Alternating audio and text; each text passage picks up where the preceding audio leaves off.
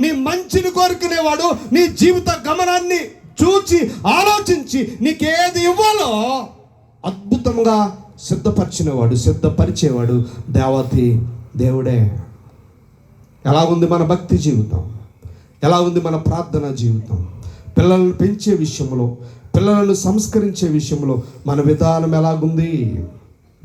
అదే ఇర్మియాతో అన్నాడు, నేను నిన్ను ప్రతిష్ఠించి తిని అన్నాడు. రెండో మాట ఏమన్నాడు చెప్పండి?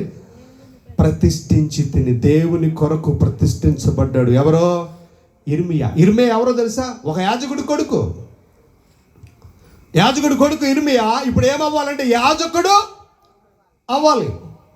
కానీ దేవుడు అన్నాడు, నువ్వు యాజకుడిగా వద్దా, ప్రవక్తగా నేను నిన్ను ప్రతిష్ఠించాను.